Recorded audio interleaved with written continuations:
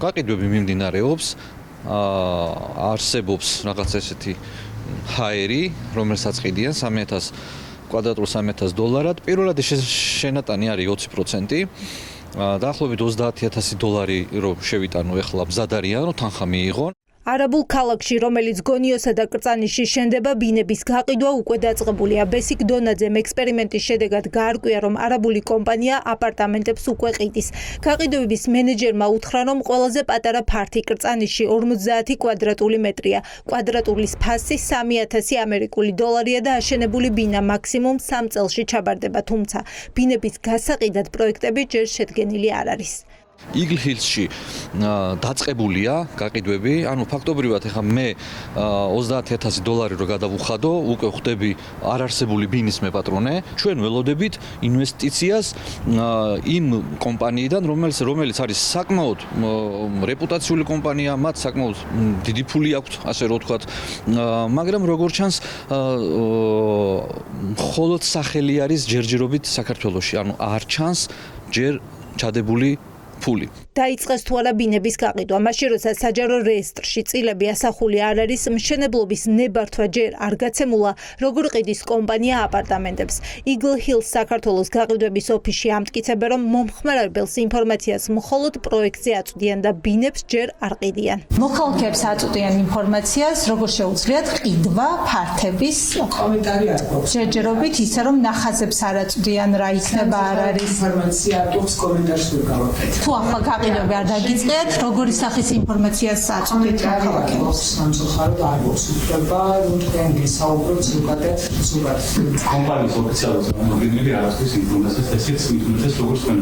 თუ არაბული კომპანია ბინების გაყიდვას დაიწყებს და ამის შემდეგ აშენდება კორპუსები, ეს პირდაპირი არაბული ინვესტიცია აღარ გამოდის, განმარტავენ ეკონომისტები. თუ ქართულ არაბული კომპანია აპირებს ამ პროექტის განხორციელებას სესხით, ეს არა პირდაპირი ინვესტიცია.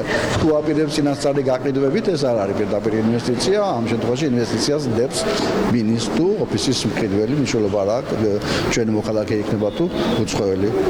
ეს არ არის პირდაპირი ინვესტიცია. მაშინ სად არის ის 6 მილიარდი, რომელსაც აი ასე აპიარებდნენ. ყველაზე მთავარი მაინც არის ის, რომ რას დებს თავისი 2/3 წლის სანაცვლოდ. ჩვენ ჩავდეთ ძალიან ძვირადღირებული მიწა და რა ჩადო, ან რა რაოდენობის ფულის შეტანას აპირებენ. ქართული ოცნება კი არაბული კომპანიის შემოსვლის შემდეგ მეწარმეთა შესახებ კანონს დაჩქარებული წესი ცვლის.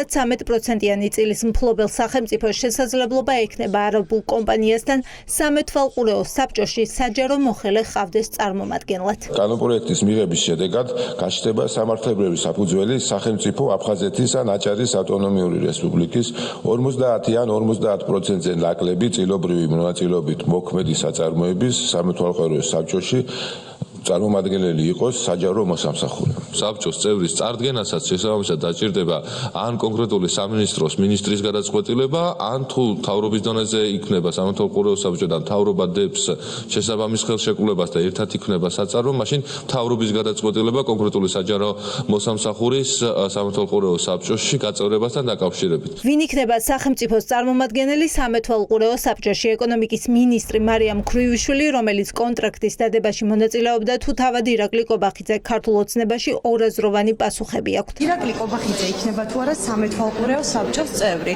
ანუ პრემიერ-მინისტრი იქნება თუ სხვა რომელიმე მინისტრი? პრემიერ გიპასუხებს დეტალურად ეს კითხვები ყველა დასმულია და რამდენი წარმომადგენელი იქნება ჩვენი ქვეყნიდან, ხომ ყველა არის? კითხვაზე პრემიერი გაგცემთ პასუხს. გამორიცხული არ არის, ხო, რომ ირაკლი კობახიძე იყოს ამ საბჭოს წევრი? რას გვეტყვით?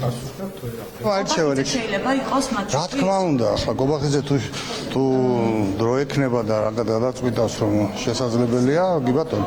პირველი რა თქმა უნდა, კარგი იქნება. ოპოზიციისთვის კი უმთავრესია, რომ საზოგადოებამ არაბულ კომპანიასა და ივანიშვილის გუნდ შორის დადებული ხელშეკრულების შინაარსი გაიგონ. მაშინ როცა დოკუმენტი გასაიდუმლოებულია, ეს ბუნდოვანება კიდევ უფრო მეტ კითხვას აჩენს. პრობლემა ისაა, რომ ივანიშვილ-კობახიძის რეჟიმი ყველაფერს, მათ შორის ინვესტიციას, იყენებს სათავისოდ, უქვემდებარებს მის პოლიტიკურ ინტერესს და სხვა არაფერს. სახელმწიფოსთვის სახეირო აქ ცხადია, არც არაფერი იქნება. არა საქართველოს ხელშია ქართული მიწების, არამედ უცხოური კომპანიის ხელშია საკონტროლო პაკეტი. მეორეს კუთხით უნდა ვთქვათ, რომ იმ დონეზე დავიდნენ, რომ ეს არ ახალია და არ არის პრეცედენტი ამ შემთხვევაში, რომ კონკრეტულ პირებს და კონკრეტულ კომპანიებსაც არგებენ კანონს და ღებულობენ ამ შემთხვევაში საკანონმდებლო ცვლილებებს კონკრეტული კომპანიის ამ პირებთან დაკავშირებით.